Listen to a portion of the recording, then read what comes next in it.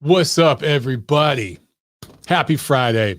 I am just in from the barbershop. Got my fresh fade. Check it out. I got my hard part right there. Boom, boom.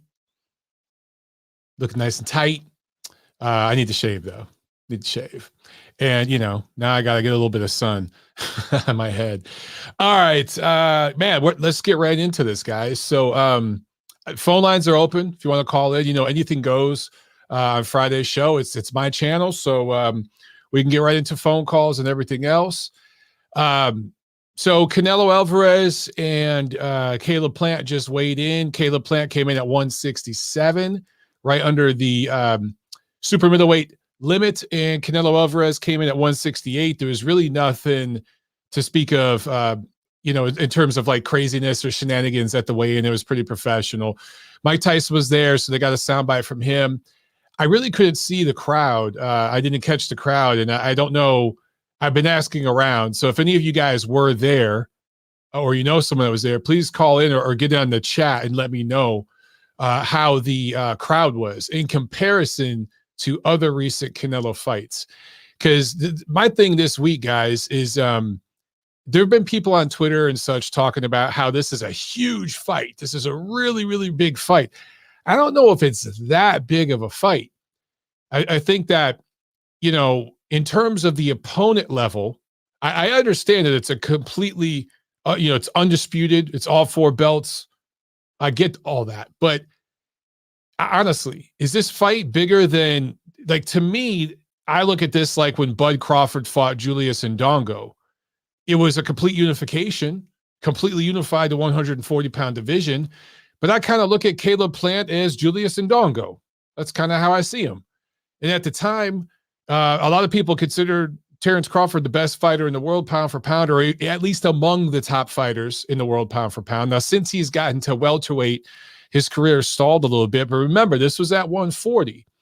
And he cleaned out 140 against Ndongo, and he did it in pretty dominant fashion. Ndongo had been in a pretty good run and came in with a couple belts. Remember that, guys. Plant just coming in with one, kind of won the sweepstakes here, the Canelo sweepstakes, cashed out, kind of won the lottery with that belt.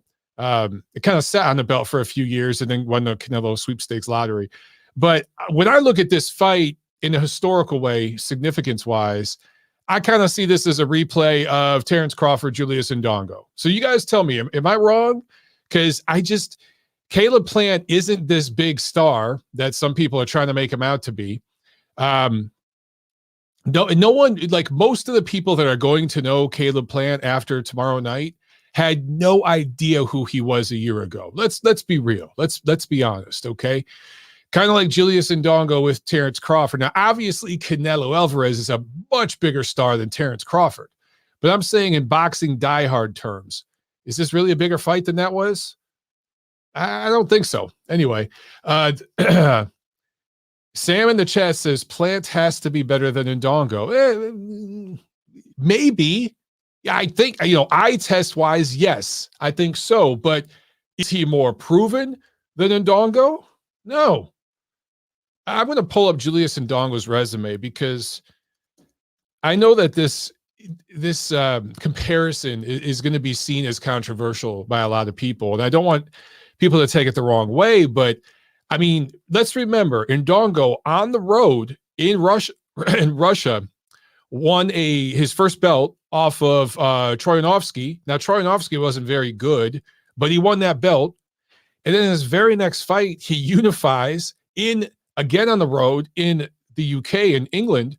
I think it was in England, against Ricky Burns. Actually, yeah, that was in Scotland. It was in Scotland against Ricky Burns, right? So Russia, Scotland, to grab 2 belts. Now, the guys he beat, Troyanovsky and Burns, weren't very good, but they're just as good as the guys Caleb Plant has fought.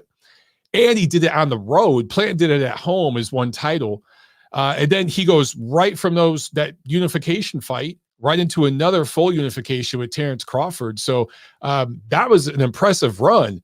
And now Crawford mopped the floor with him. And we've seen since then, okay, because I'm looking here, since that loss to Crawford, Ndongo has lost 3 of his last 4. If you include the Crawford fight, he's lost 4 of his last 5. So obviously Julius Ndongo is not on that level. right? But I don't really think there's an argument. He came into that fight against Terrence Crawford just as proven as Caleb Plant, if not more proven than Caleb Plant. And it was a complete domination, completely one-sided in terms of the betting. Actually, the odds for Crawford and Dongo were not as wide as the odds are for Canelo Plant. So all things considered, guys, I'm just telling you, as a boxing lifer, as a boxing diehard kind of guy, I look at this fight, again, I'll say it for the third time, as a replay, another version of Crawford and Dongo. Now, maybe I'll be proven wrong. Maybe tomorrow night in Las Vegas at the MGM Grand Garden Arena, Caleb Plant will show us a level he's never shown us before. It's possible. It's very, very possible. By the way, quick interruption here. I got to remind you guys, we still got MOBTs. All right. And I actually just ordered some more of the small sizes because we sold them all out. So I got a bunch of MOBTs. Here's the white one where you got the the 2-color logo, the red and the black with the white shirt. And then I just want to show you guys a couple of these. And I love this one, the baby blue right here. Baby blue is dope with just the white logo, baby blue. And then we got a bunch of different colors. You guys have seen them, but man, if you want to pick up an MOBT, we still got some. In fact, like I said, I just ordered some more. So it's really easy to do it if you just want to order it on your phone. This video that you're watching right now, in the upper right-hand corner, where right there, there is a Venmo, I don't know what the hell it's called, Venmo something that you scan, a Venmo scanner. Scan that shit with your phone. Boom, a request pops up. And all you got to do is hit us up and say that you want a shirt. What color? What size? If you want one of them, you want two of them. We'll sell one of them for $25, two of them for $40.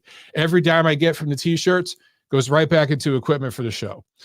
Whether it be all the software that I got going for the phones. Remember, I got toll-free phone line, not just here in the United States, but the toll-free line in the UK, right? And then I have software to get all that together. I got mixers. I got several monitors here.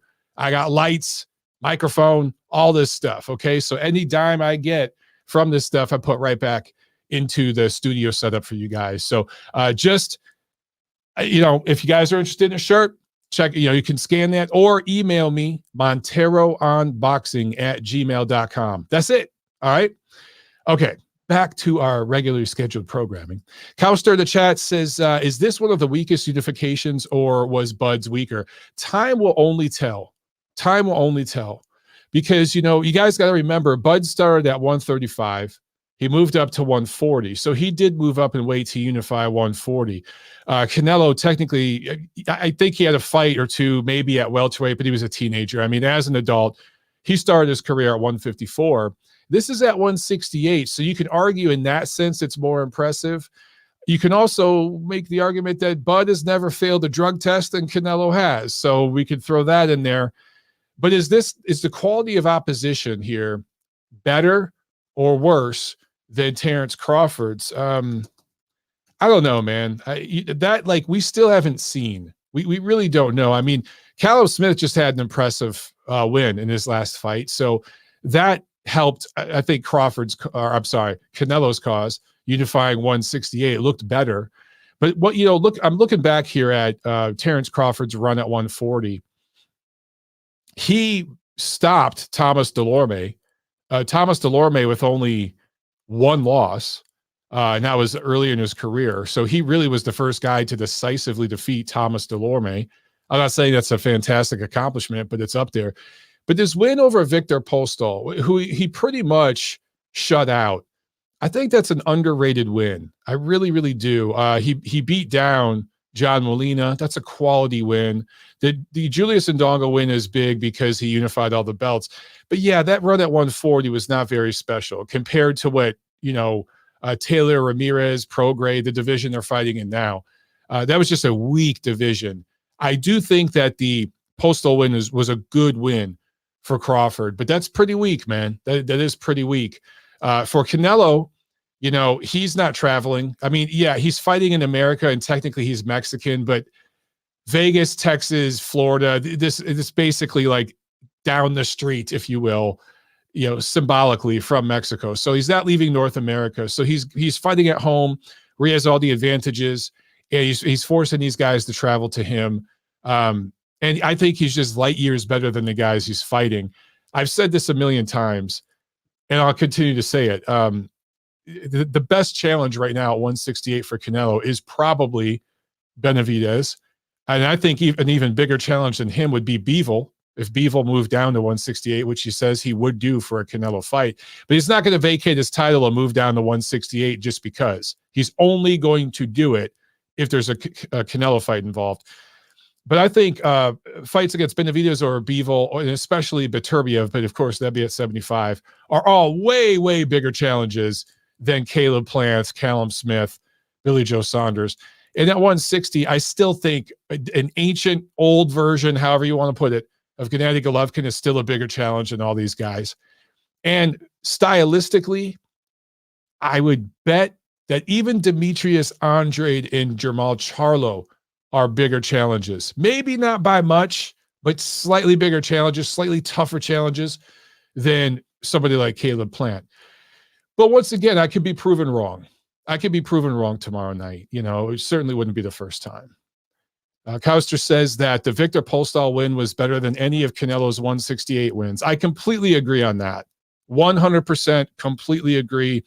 That win is criminally underrated by a lot of American fight fans and media.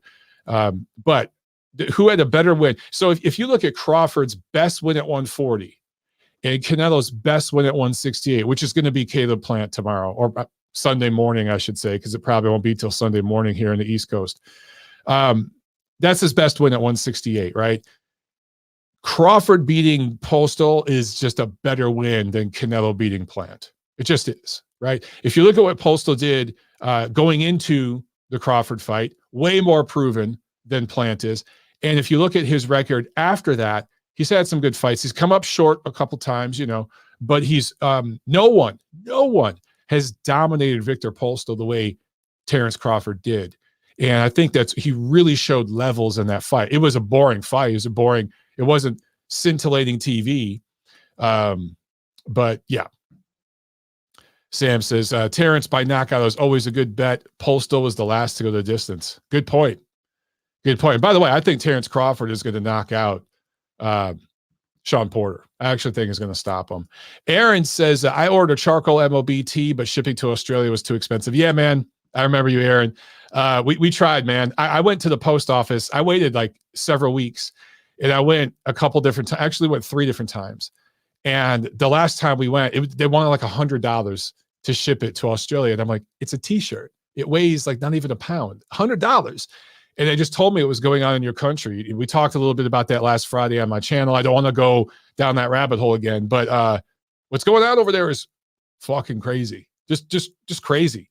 And because of that, they wanted to charge me $100. Costa Chat says, I can vouch and say the t-shirts are comfy, good quality. Yeah, man. Spent a little extra cash to get the nicer fabric. They are comfortable. I pretty much wear them all the time. So, because, you know, I've got like 5-6 different colors or whatever. So I wear them around the house all the time. When me and Tiffany, my wife, finally go out for dinner and I'm putting on like a different shirt, she goes, wow, you're wearing slacks and like a button-up shirt. You're not wearing your MOB tees. Holy shit, that's all I see you in now. They're comfortable. What can I say? Joseph Perez said, missed weight? I would think he's got discipline problem. No, who missed weight? No one missed weight that I heard of. Wow, if somebody missed weight, let me know, guys. To be honest, I didn't watch the weigh-in. Seriously, I was getting my hair cut. I looked on Twitter, looked at the videos Showtime posted and all that, and it looked like everybody made weight, no problem. Our first super chat. We got a super chat from OJ22. Thank you so much, OJ. He says, Plant has been fighting C-level opposition. Canelo is a huge step up. This fight will tell us who Plant is. Yes, indeed. And look, again, Plant might show us something. He might show us he's this guy that we just don't think he is. And it'd really be something, you know. But think about it, guys. 90% of the time, when you see matchups like this, they go the way it's supposed to go. They go the way that you think it's going to go, like on paper, right? experience matters, and who you fight as you get built up and everything, all that matters. And the PBC, PBC does certain things very, very well, okay, for their fighters. They do. But one thing that they are just not very good at is building up their fighters to be able to fight the absolute best opposition. By comparison, if you look at how Top Rank built Shakur Stevenson and groomed him into that fight with Jamel Herring, to where it wasn't just a W for Stevenson, it was like a coming out party, right? He really put the boxing world on notice with that performance. Now, diehard fan, we knew who Stevenson was because he came out of the Olympics and everything. But I told you guys, when he came out of the Olympics, he looked awkward. He looked unsteady on his legs. He had Bambi legs, as I call them. He didn't have his man strength, and he was completely looked over, because a lot of people are talking about the big four, the Fab Four, right? Teofimo Lopez, Ryan Garcia, Tank Davis, and Devin Haney. And people were not including Stevenson. Now, for the record, I did. I called them the Fab Five. I wrote an article earlier this year in Ring Magazine about the Fab Five, and that kind of slipped under the radar. Now everyone's, Stevenson. Some of us were paying attention before. But anyway, Top Rank groomed him, right? Got him a title at 26, moves up. Now he's got a title at 30. They also groomed Oscar Valdez, groomed him into that fight with Miguel Burchelt. I told all of you that he was going to beat Burchelt, right? I told all of you guys that. And Top Rank knew that too. Jamel Herring's my boy, and I really was pulling for him to beat Stevenson. But in 2020 hindsight, obviously, we all kind of knew Stevenson was groomed to win that fight. But now, both of those guys, Stevenson and Valdez, have been groomed so well. Titles at 26, titles at 30. They will fight each other eventually at 30. When that happens, the winner of that fight is going to be in the top 10 pound for pound because of what they had proven, because they'll be unified title holders and a lineal Ring Magazine champion at 130. So they're just going to be, in terms of accomplishments, ahead of guys like Gervonta Davis. And I state all this to bring it full circle back to Caleb Plant. Caleb Plant, has he at all been prepared for this? I can't feel bad for him because he's about to make a ton of money, way, way, way more money than he's worth in the marketplace. Like probably 5, maybe 10 times as much as he's truly worth in the actual marketplace, under the capitalist system, right? And he's getting overpaid because him and his team negotiated that. So PBC took care of him in that regard. And that's what I say PBC is very good at doing. They get their fighters paid. They get their fighters overpaid, oftentimes to the detriment of fans and the state of American boxing, the continued minimalization of American boxing in the mainstream. But in this instance, I got to say, Caleb Plant is now part of the mainstream. He's going up against the man. He's going up against the guy, Canelo Alvarez, right? But is he prepared? We'll find out tomorrow night. Maybe PBC and everybody involved just knew, hey, man, keep the title in this guy's hands because he's got enough to beat Canelo. Maybe we'll be shocked tomorrow night. But you guys know and I know that most of the time when we're looking at situations like this, we're pretty much going to see Canelo win, a pretty dominant win, a pretty dominant one-sided performance. And we're going to go, yeah, pretty much went the way I thought. Some of you that think it's going to be a second round, third round knockout, I think you'll be surprised. I actually think this fight's going rounds. Wouldn't surprise me if it went to distance. Wouldn't surprise me if this fight ended up looking a little bit like the Danny Jacobs fight. I've been thinking about this. In terms of body size, in terms of height, length, build, I'm trying to think of the guys that Canelo Alvarez has fought, specifically at 68, that are close, are similar to Caleb Plant. And the guy that's the closest, if you look at height, reach, all that, and just the way he's built, is Jacobs. And now Jacobs is a really, really good, proven fighter. All right. He's a top, I think he's an A-level prize fighter. Maybe not now, maybe not today, but at his best, he was. And he proved that against Canelo by going rounds. He proved that against Triple G. But, both those fights, he goes the distance. He loses, but he goes the distance, right? Gets dropped by Triple G, but never got dropped by Canelo. It was competitive enough to win a few rounds. I think we might see that in this fight. Maybe Caleb Plant will show us just enough to kind of do what Danny Jacobs did against Canelo. And to be clear, Danny Jacobs, probably a little bit past his best going up against Canelo when that happened, because he had already, lost to Golovkin, and he got a ton of money in that fight. He had been fed really well. So maybe the hunger wasn't 100% there when he fought Canelo. And that was a huge, huge payday for him. Life-changing money. You know what I'm saying? But I do, part of me thinks perhaps this fight ends up looking like Canelo's fight with Danny Jacobs. Not exactly, of course, because the styles aren't exact, but just in terms of the pace it's fought at, which I hate to break it to you guys, this isn't going to be the most exciting fight you've ever seen. This isn't going to be, Fury Wilder 3. Like I'm not predicting that. I think more than likely you could see a systematic breakdown from Canelo. You could see Plant run and hold and grapple all day and possibly get stopped late, possibly do enough to survive and go the distance. And that one judge, Patricia Morse Jarman, whatever the hell her name is, will probably score it way too close for Plant, and the other two judges will have it wide for Canelo. You can see something like that happening. Let's see. OJ says, lots of feints and posturing. Yeah, lots of feints and posturing. And then I think in the second half of the fight, you will see Canelo start to come in a little bit more and go for the body. My question is, he'll go for the body early too as well, but I think Plant will actually make a miss. Can Plant actually make Canelo miss, though, in the middle and late rounds? Can he keep it up? Because at some point, to get a guy to stop stalking you, you have to plant your feet, put your ass into a hard shot, and nail a dude just to let him know, hey, man, I'm still here. You can't just walk in here and just blast me like I'm a heavy bag. There's going to be some resistance. You're going to catch some return fire. And guys like Callum Smith, but especially like Billy Joe Saunders, they just weren't able to do that.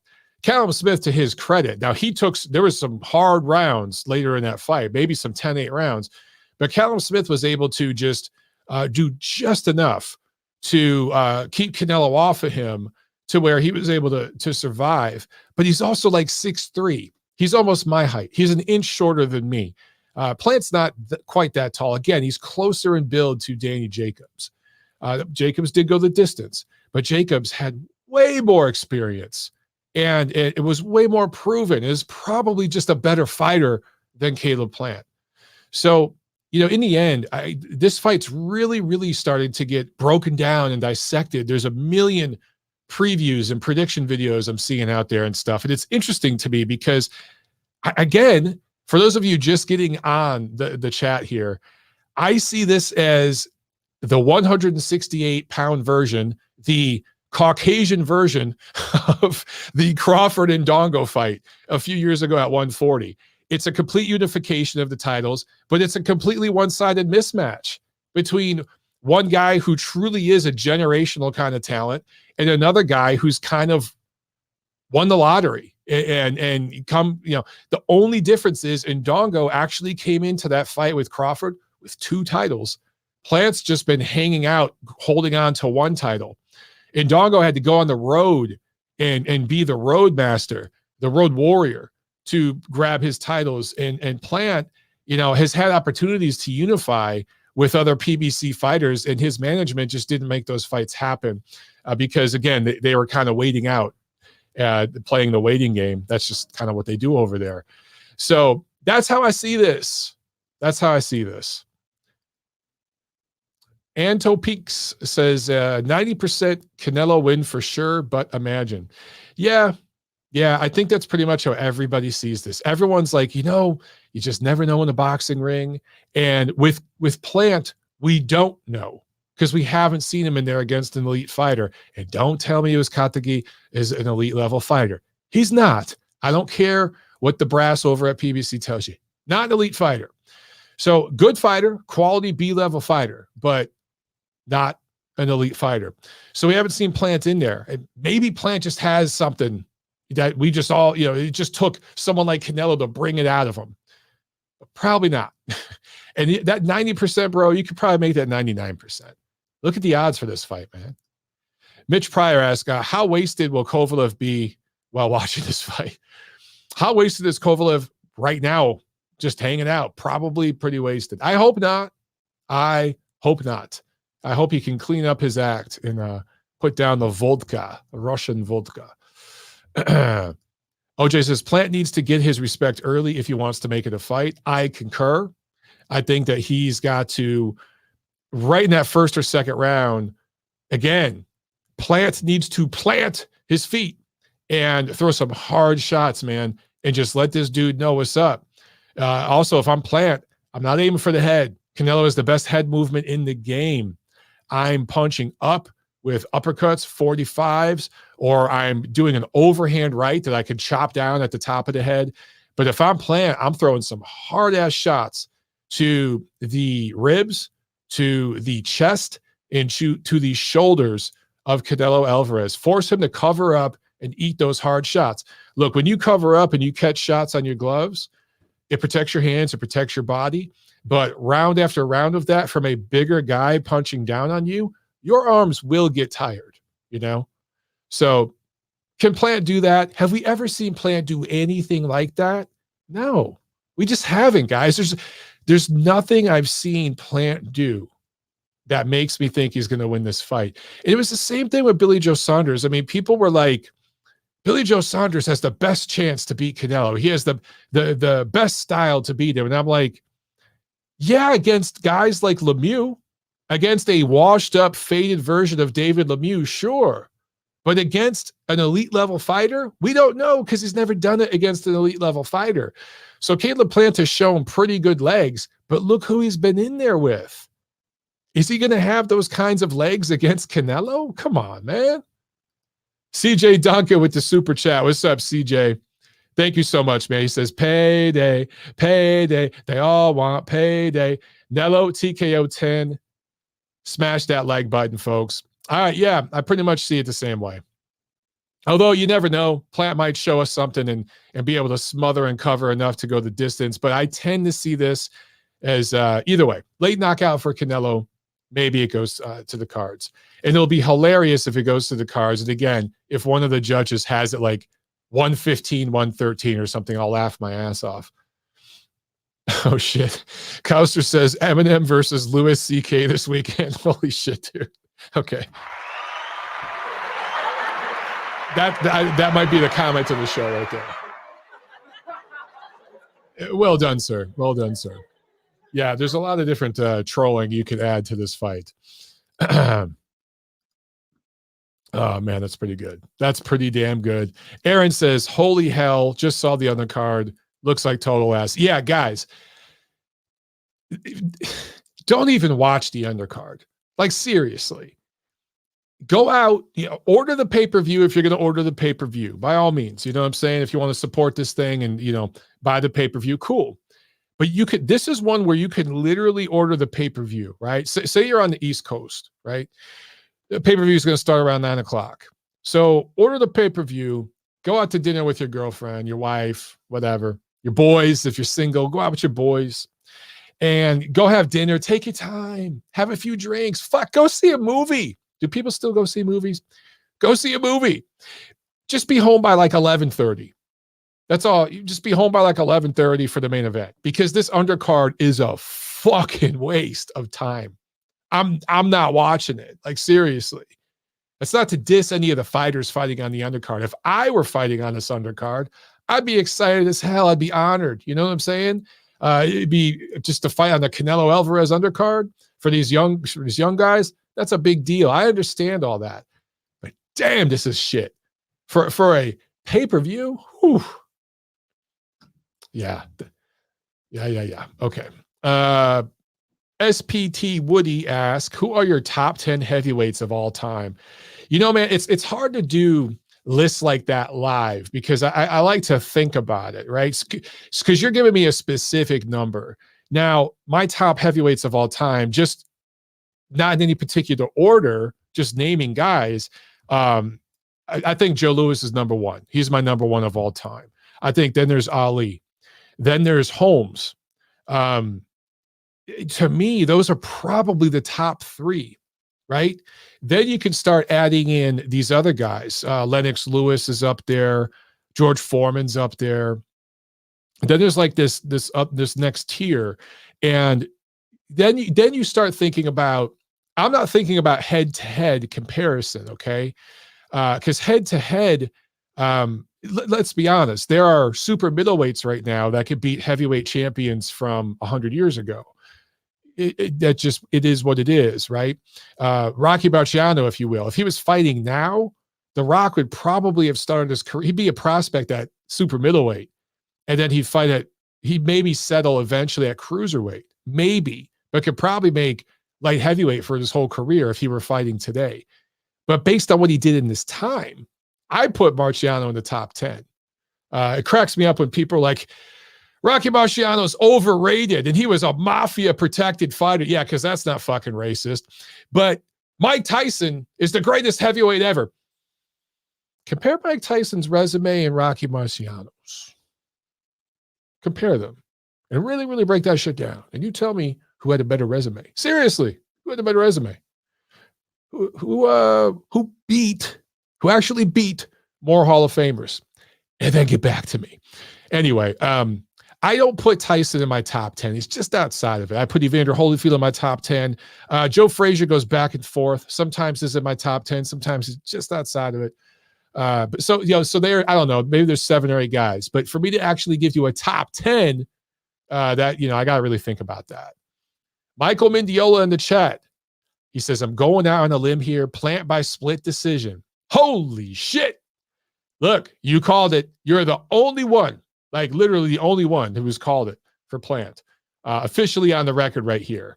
So, and Aaron says, Plant by split decision would be incredible. Now, here's the thing. Could we see some shenanigans? Could we see some shadiness and Plant get the split decision? I don't know. I don't know about that. 99% of the time. Fuck that. 99.999% of the time. COVID survival rate percent of the time. Okay. The A side, the A plus side in this case gets the benefit of the doubt from the judges. So what benefit is there to Caleb Plant winning by split decision? If you're that conspiracy theory guy, and I'm not saying you are, Mendiola, you're just picking that outright. I get that. But there are going to be people out there that would say, oh man, this is all preordained and the system wants Plant to win so they could do a rematch and that'd be huge. Listen, if Caleb Plant wins this fight by split decision, a rematch next year between Canelo and Plant still is not as big of a fight as a third fight between Golovkin and Canelo, commercially, globally, okay?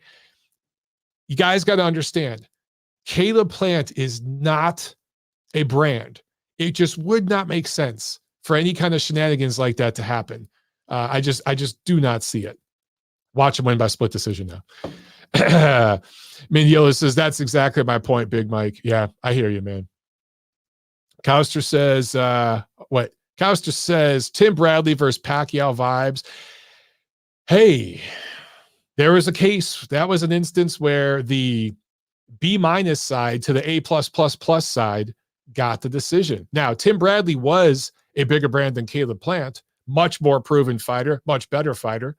But, I've heard some things about that night, guys, and I won't go into too many details. I can't say certain things on the record, but what I'll say on the record is Pacquiao pissed off the judges and the commission people that night because he got there late, took his time, and they were punishing him. They were grumpy. That's all I can really say on the record. There's some more things I know that I've been told. off the record related to that fight, but he upset some people and they were grumpy and were in a bad mood when they scored that fight. I'll just leave it at that. Let's see. Paul says most of Rocky's opponents started at middleweight. Right. But how much did Rocky weigh? 175? Fights between middleweights and heavyweights happened a lot in that era. Not uncommon. Khan fought for the heavyweight championship. A lot of guys did that moved up in weight like that. Was Khan at one point was, I think, a welterweight. So that kind of thing happened all the time back in the day, man. Different era. Not like today. Not like today. Nacho says that Canelo is at his peak and Plant isn't. We don't know what the hell Plant's peak is. Plant's peak might have been a year ago. It might be 3 years from now. We don't know because he hasn't fought Dick. We just don't know. We don't know. But we do know that Canelo is absolutely in his peak as an athlete. I think as a grown man, as a boxer, as a superstar, all of it. He is at the peak of his powers. This is the pinnacle of his career right now. Let's see. Nacho says, different scenario. Bradley was in his prime and Manny was starting to decline. Okay, somewhat. There's a little bit of Teofimo Lopez, Vasily Lomachenko going on maybe there. But I still think that clearly Pacquiao won that fight. I thought Pacquiao beat Bradley. And I like Bradley. I just thought he lost that fight. Let's see. Kufujitsu says people were smaller back then. They were still great fighters, though. Exactly. Exactly. True that. True that. All right, guys. I'll take a couple more here, then I'm probably going to bounce. I'm building a smokeless fire pit in my backyard. I drilled all the holes in the pan, and now I got to get my construction adhesive, and I got some high heat adhesive that can take temperatures up to 2,000 degrees. I'm going to glue all the masonry and steel together and make this thing pretty indestructible. I got some concrete toppers I'm going to put on it. It's going to look dope. I'm going to tweet out some pictures and videos when I'm all done with it. Built it from scratch, every last brick of it. I wasn't going to go buy one of those damn kits. Fuck that. I'm going to do it myself. That's just how I do things, folks. Mitch says HGTV. True story, guys. When I'll leave on this note, not boxing related, but Mitch maybe remember when Tiffany and I moved here to Atlanta, started renovating this house. We had just bought it, and a friend of a friend, kind of a thing, told us they knew there was a, I can't remember the name of the show, but it was a reality show coming out about couples renovating homes, and it was going to be like a different couple every week or something like that. Or I thought, or like couples, I think, competing against each other for a whole season, something like that. I can't remember the exact storyline or whatever, but the casting director in New York met me and Tiff and loved us. It was like, oh my God, you guys got to be on the show. And we're like, all right, fuck it. How much money do we get? You know, it was pretty, and they were going to help pay for the renovations and we get money on top of it and stuff. But it turns out they wanted like a dumb guy who had no experience. So I think the point of the show was going to be that the couple was supposed to fight because the guy's supposed to be a bumbling idiot and screw everything up. So I didn't know that. And I go into the meeting and I'm like, oh yeah, I've flipped a couple houses or condos out in LA. I helped my brother flip a property. You know, my dad can basically build a house with his bare hands, and so could some of my uncles. And I grew up around handymen, and yeah, I do the work myself to save money. That's how I'm able to afford it, because if I was paying contractors, I couldn't do any of this stuff. And I just told them all this, and they were like, damn. We loved you guys for the, you know, you guys were like this great couple, and we think you'd be great on the show, on TV and stuff, but we want complete novices. And then I was like, oh, well, you know, I am a novice. And I tried to like pull it back. I tried to lie. It didn't work. Like by then the cat was out of the bag. I was like, shit. So we could have got like this whole house, basically, the renovations of it, paid for by a network. I can't say which network, but yeah, man, we were this close to being cast on a reality show to fix houses. Oh, well, I wish I would have known earlier what they wanted. I could have lied better. All right, guys, that's it for the Friday wrap up. No calls. And see, that kind of goes back to what I was saying earlier. This is a big fight, but I don't think it's a huge fight. But let's see what happens Saturday. And then I'm sure you guys will be calling me Monday on the Neutral Corner. So I'll see you Monday over on the Ring Digital YouTube. Have a good night, guys. Enjoy the fight this weekend, everyone. And be safe. Chill with your family, your friends. And I'll see you Monday. All right? Peace.